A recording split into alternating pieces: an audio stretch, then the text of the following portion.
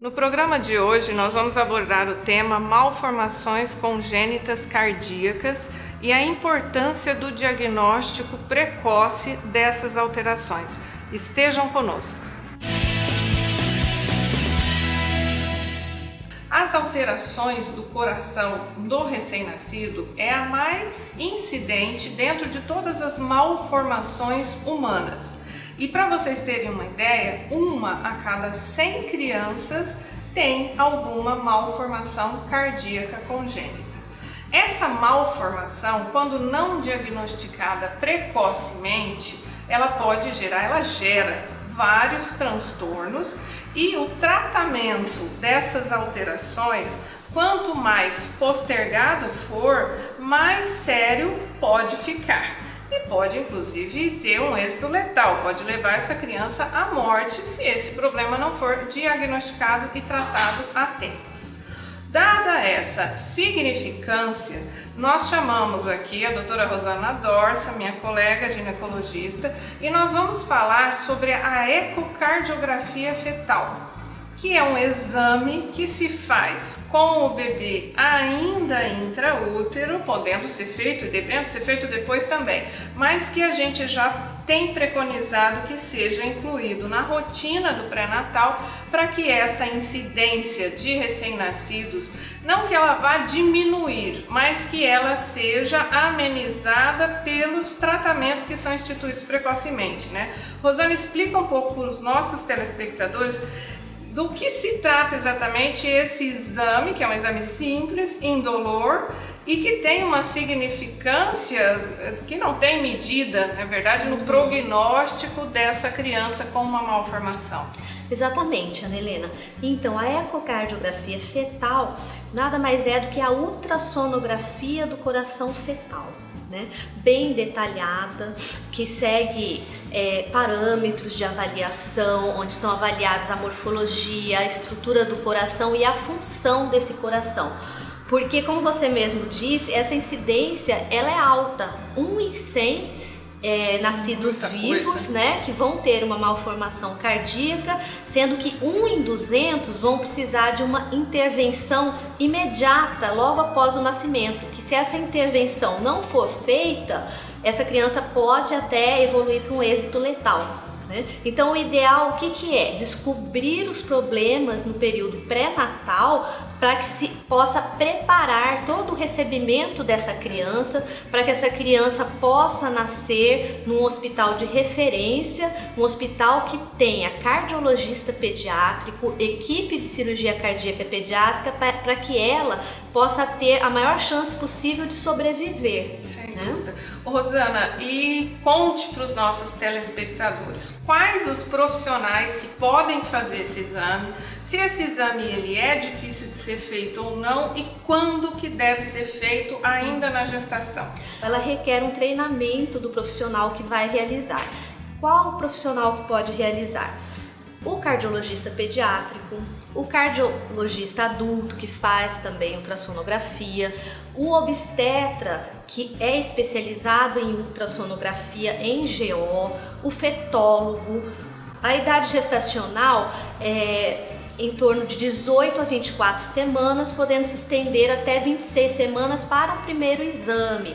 Porque se, por exemplo, quando se faz o morfológico de primeiro trimestre, que é aquele exame que é feito entre 11 semanas e 13 semanas e 6 dias, já se detecta alguma anormalidade, como uma translucência nucal aumentada, nesses fetos, antecipa-se até a realização da ecocardiografia fetal, né? Já pode estar fazendo com 18 semanas, até em grandes centros, até com 16 semanas isso já é realizado. E assim, o que é importante a gente dizer é que mesmo que se perca essa idade gestacional, fazer uma ecocardiografia fetal em qualquer momento da gestação, a partir de 18 semanas de gestação, é um exame que vai ter uma boa acurácia, que vai nos dar mecanismos para que a gente possa prever esse nascimento, né, e o tratamento a ser instituído. Sim, Ana Helena, é claro que quanto mais cedo o exame tem dificuldades maiores, né?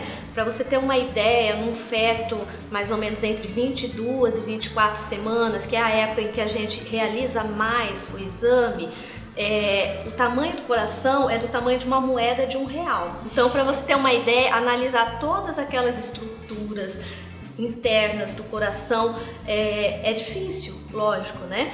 Então, uma semana muito boa, eu particularmente gosto muito de fazer na 24ª semana, que é uma semana onde a gente tem uma acurácia muito grande. Uma coisa que também é interessante que a gente fala é que não é um exame caro e que é um exame que tem cobertura pelo convênio, tá?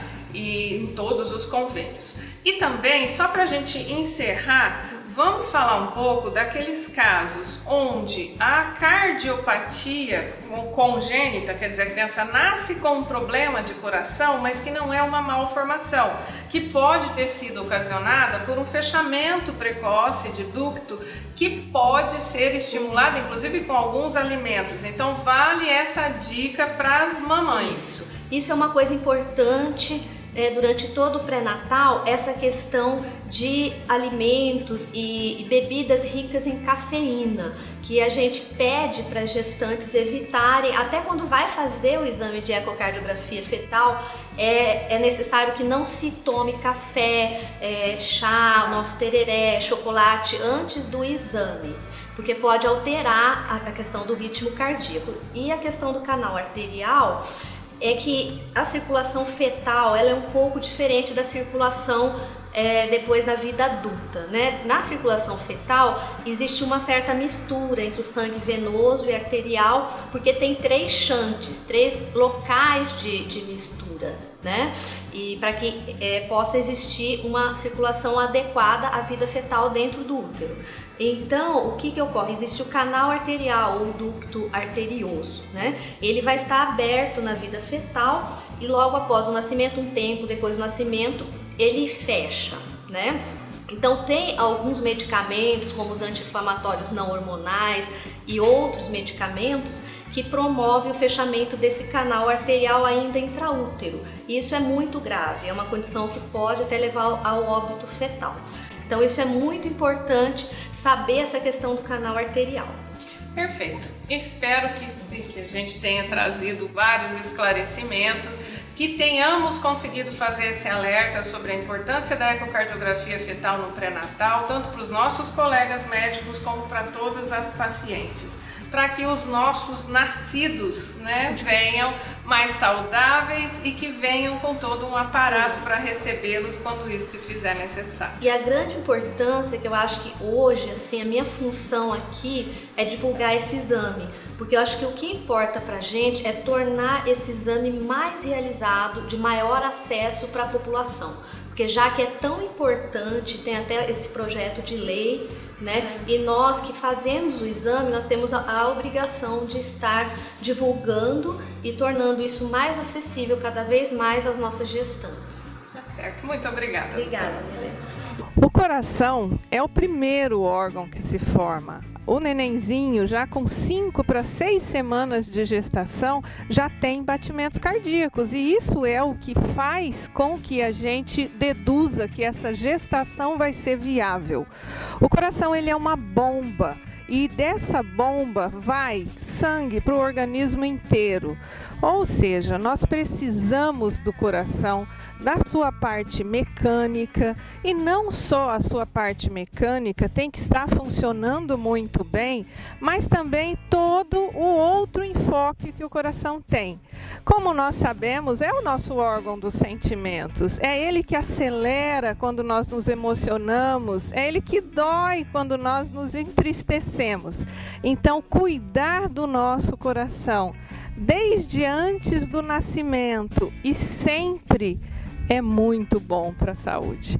Nós vamos dar seguimento à nossa entrevista agora com a Gislaine, que tem um relato muito emocionante. A importância do diagnóstico precoce das malformações cardíacas congênitas, ela não tem tamanho. Esse diagnóstico, quando feito intraútero ou logo após o nascimento e o tratamento instituído, ele faz com que tanto essa criança portadora dessa malformação e todos os familiares que a envolvem tenham um desenvolvimento normal. Mas muitas vezes isso não é possível, isso não acontece. E para a gente falar sobre esse assunto, chamei Gislaine, minha amiga, enfermeira e mãe. Gislaine teve uma filha cuja malformação congênita cardíaca não foi diagnosticada no pré-natal, apesar de todo o acompanhamento que foi feito. Não foi diagnosticado na puericultura, naqueles primeiros anos de vida, apesar de um acompanhamento pediátrico bastante rigoroso. E esse diagnóstico acabou sendo feito mais tardiamente, em torno de 5 anos de idade, e o impacto disso não foi tão leve como seria se isso tivesse sido feito de forma precoce. Gislaine, conte um pouco dessa trajetória e principalmente esse alerta às mães, alguns sinais que suas crianças podem apresentar e que indiretamente podem nos levar a pensar numa malformação. Foi uma surpresa para nós, porque foi a minha segunda filha, uma gravidez muito planejada. Após 2 anos, não de tratamento, mas de preparo para engravidar, e ela foi muito bem recebida, muito curtida, tudo muito preparado. E ela, desde que nasceu, sempre foi uma criança muito solicitante, assim, mamava bastante, queria bastante atenção. E transcorreu, sempre achamos um pouco mais delicada talvez, uma pele muito clara, mas enfim, foi uma infância tranquila, sem maiores intercorrências. Aproximadamente quando ela tinha entre 4 anos e meio e 5 anos, eu observei que ela ficava doente com mais frequência. Ela ficava muito resfriada. Eu tive a minha última gestação foi quando ela tinha essa idade, 5 anos. E por conta das consultas de puericultura da caçula, em um desses episódios de resfriado e uma certa perda de peso significativa, eu a levei para consultar com a pediatra da caçula. Bem no início, né, quando ela estava examinando o tórax, fazendo a ausculta cardíaca dela, ela auscultou, falou: Gislaine, eu acho que tem um som diferenciado aqui. E me deu, por ser enfermeira, né, nós já nos conhecíamos do ambiente de trabalho, ela me deu um esteto para que eu auscultasse, e realmente eu auscultei aquele som diferenciado ali, assim. Ela tinha que ter, né, ela teve uma expertise muito grande no momento. E aí me disse, não, eu não quero te assustar, mas pode ser que ela tenha alguma complicação a nível cardíaco. Na semana seguinte eu já levei para ela para fazer o exame, e no mesmo dia do exame, durante o exame, o médico então pediu para que eu fosse com o pai na próxima consulta, que me trouxe uma preocupação coisa maior. E aí nós voltamos então, eu e o meu esposo com ela, e ele nos deu o diagnóstico que ela tinha o que nós chamamos de CIA, uma comunicação interatrial. E que o que aparecia no exame eram alguns forames. Eu não me lembro exatamente agora, mas algo em torno de 2 ou 3, né? Pequenos orifícios por onde o sangue desviava, né, durante o processo. E que a correção, o tratamento teria a opção de uma correção cirúrgica, via convencional, né, onde se abre o tórax, é um procedimento extremamente complexo, e por ser da área me assustou bastante. Uma cirurgia cardíaca é algo onde realmente a vida fica em risco naquele momento, né? E havia também a opção de se colocar um stent como tratamento, mas que algo deveria ser feito, porque ela realmente estava numa idade limite para esse tratamento. Muito bem. Nós fizemos alguns contatos, nos informamos sobre os 2 tipos de tratamento e optamos pela cirurgia convencional aqui. Aqui em Campo Grande nós temos uma equipe muito conceituada, muito capaz, e que recebe pacientes de todo o Brasil para esse tipo de tratamento. Foi feita a cirurgia e a correção foi feita dessa forma. Então, para ver como é importante a instituição do ecocardiograma fetal e da ecocardiografia pós-natal.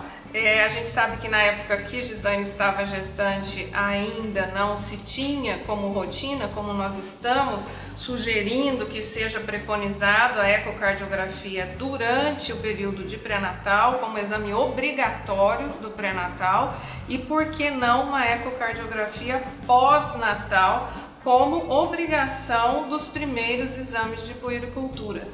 Porque uma cirurgia cardíaca, onde se abre o peito, como Gislaine bem disse, e você tem uma criança de 5 anos que tem que ficar uma semana numa UTI e que tem essa lembrança desse trauma cirúrgico que carrega, né, que a limita durante a vida toda, o mesmo procedimento, em tendo sido feito na sua primeira semana de vida, não teria tanta sequela, principalmente emocional, para ela. Então, hoje a gente sabe que existe já o teste do coraçãozinho também, que foi instituído, e aqui o que é essa bandeira que a gente levanta, que as rotinas de atendimento pré-natal, pós-natal sejam refeitas e exames sejam colocados como rotina, para que cada vez mais e mais crianças tenham a oportunidade de um diagnóstico precoce e um tratamento precoce e eficiente das suas diversas malformações. Muito obrigada, Gi, por aceitar. Eu que agradeço.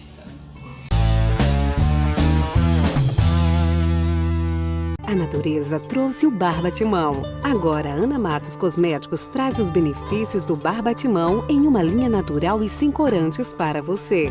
Sabonetes, sabonete líquido, creme para as mãos, creme hidratante para o corpo e pós-barba. Linha Barbatimão Ana Matos. Nada mais natural que cuidar de você. Nas melhores farmácias e no site www.anamatos.com.br. Família feliz é família protegida. Na Vacine Care, você encontra vacinas importadas para crianças, adolescentes e adultos. Furo de orelha seguro e higiênico, teste de alergias, teste do pezinho, rede fria controlada 24 horas por dia. Temos um espaço especial e divertido para o seu filho e uma equipe de profissionais especializados. Vacine Care, clínica de vacina especializada. What I would do to take away this fear of being loved, allegiance to the pain. Now I fucked up and I'm missing you. I'll never be like you. I would give anything to change this fickle-minded heart that loves fake shiny things. Now I fucked up and I'm missing you. I'll never be like you.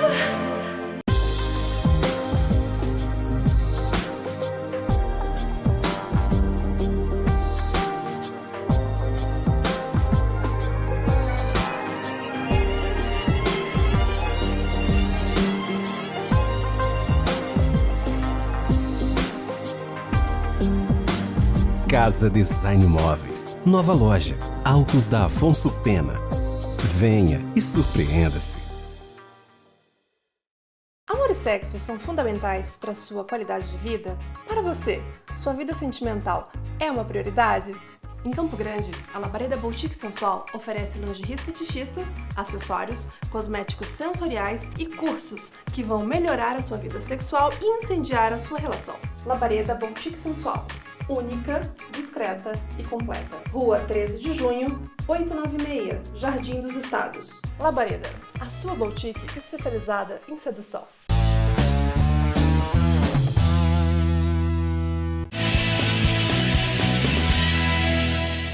Hoje, aqui na Boutique Labareda, no nosso quadro Intimidade, nós vamos abordar o tema dispareunia. Essa palavra, ela significa dor durante a relação sexual.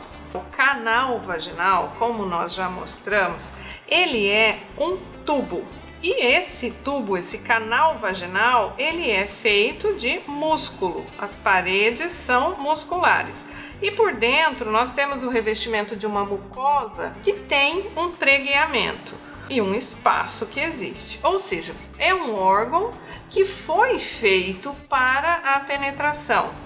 Existe um espaço, existe elasticidade na região, existe lubrificação na região. Então a relação, ela não precisa ser dolorosa. Mas quando ela se torna dolorosa ou quando ela é dolorosa desde sempre, esses fatos, esses motivos têm que ser avaliados, não é, Ana Luísa? É verdade, Ana. Eu acho que a primeira coisa a se avaliar é ver o estado de saúde da região genital. A gente vai investigar infecções genitais que podem causar coceira, ardência e aí acabam causando dor na relação. As mais comuns são as infecções por fungos. A gente tem infecções por vírus, como o herpes, por exemplo, que pode fazer uma úlcera, uma feridinha mesmo na vagina, que acaba causando dor durante a relação. Além da parte das doenças, das patologias, a gente tem aquilo que é de resposta do nosso corpo. Durante o momento de intimidade, esse tubo muscular que a Ana falou, ele tem que relaxar para ter uma certa dilatação, impedindo qualquer processo doloroso. Se o nosso corpo não entendeu que está pronto e não houve esse relaxamento da musculatura, acaba tendo dor, tanto da região vaginal quanto do útero também, que é fixo ali no fundo da vagina. A gente tem ligamentos que prendem o útero, inclusive nessa estrutura óssea que a gente tem na pelve. Se não tem relaxamento desses ligamentos, eles vão ser tracionados e pode inclusive ocorrer uma dor importante. Então a gente tem que separar duas coisas. Começou a sentir dor? Vamos procurar o médico, ver se não tem nenhuma lesão, se não tem nenhuma alergia, se não tem nenhuma infecção. E aí no segundo momento a gente tem que entender como é que está funcionando o corpo durante a relação. Sim, e Karina, me conte como que a gente pode, de certa forma, em não sendo uma patologia, quer dizer, essa paciente não tem doença nenhuma, não tem úlcera, não tem corrimento, e ela continua tendo essa dor. O que a gente pode usar de recurso para minimizar essa dor? Então, doutora Ana, o que a doutora Ana também comentou e é importantíssimo, começamos com o conhecer o corpo, o autoconhecimento. A maioria das meninas ainda não tem esse hábito de se olhar. A gente fala, parece que é estranho, fala, como assim? Estamos em 2017 e a gente não se olha? As mulheres ainda não se olham. E é muito importante se olhar, pegar um espelhinho para ver se tem alguma alteração. E aqui na Labareda nós temos alguns acessórios importantes que eu costumo brincar, eu uso o termo treino. As meninas treinam para se conhecerem. Coisas que vibram, coisas que não vibram. A gente menciona muito o pompoar, que é um exercício importante para a musculatura vaginal. Só que o mais importante de todo o processo é o autoconhecimento. É o não ter vergonha, é o perder esse tabu e preconceito de se olhar. Sem dúvida. E entre as causas de dor, a gente tem algumas causas que são realmente psicológicas. E dentro desse assunto, nós vamos entrar no vaginismo, nessa contração até por não conhecer direito o parceiro. E nestas situações, a gente tem que abordar de uma forma diferente, não é, Ana Luísa? É verdade. Quando a gente pensa em... É até importante a gente diferenciar um pouquinho a dor durante a relação, que tem essas causas que a gente já falou, do vaginismo que a Ana citou. Eu acho que é até assunto para uma nova conversa, mas só para a gente entender, o vaginismo, ele realmente impede a penetração, né? A vagina, ela é um canal muscular, uma parte dela mais profunda a gente não tem muito controle, mas essa parte do introito vaginal, ela pode ter uma contração voluntária. Então, às vezes, essa contração impede qualquer tipo de relação. Isso a gente chama de vaginismo. E aí a gente dá uma ideia do que seja, mas eu acredito que a abordagem para uma nova conversa. Ô Karina, e você me comentou há pouco sobre algumas mulheres que procuram a boutique em busca de cremes anestésicos. Isso, doutora. As pessoas nos procuram buscando isso, uma solução rápida e não correta de usar anestésico na região vaginal, porque a parceira se queixou de dor, vem se queixando de dor e a pessoa, por falta de informação, não procura um ginecologista e vem aqui querendo comprar um anestésico, o que me deixa um pouco desesperada, porque nós orientamos a buscar a primeira consulta, a se manter orientado, porque não é o ideal. Pois é, na verdade, gente, a gente não pode simplesmente quebrar o galho em se tratando desse assunto. Nós temos que investigar o que é que está acontecendo e aí sim estabelecer um tratamento, uma rotina, um autoconhecimento para que isso melhore. Inclusive hoje a gente já tem tratamentos até com o uso da toxina botulínica, popularmente o Botox, na região muscular da vagina para promover esse relaxamento e diminuir a dor, mas promover um relaxamento para que possa uma fisioterapia ser feita, um pompoar ser feito, para que isso não volte a acontecer. Esse programa foi bastante interessante. Karina e Ana Luísa, minhas super companheiras aqui com várias dicas. Esperamos vocês na próxima semana.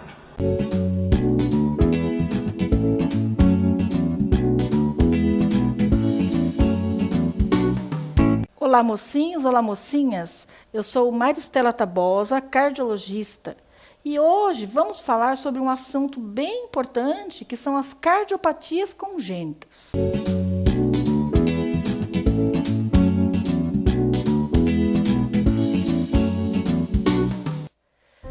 As cardiopatias congênitas são alterações na estrutura do coração que acontecem antes mesmo do nascimento e afetam em torno de mais ou menos 23 mil crianças brasileiras. Durante a formação do seu feto, 80% dessas malformações não são diagnosticadas e um dos exames mais importantes é o ecocardiograma fetal.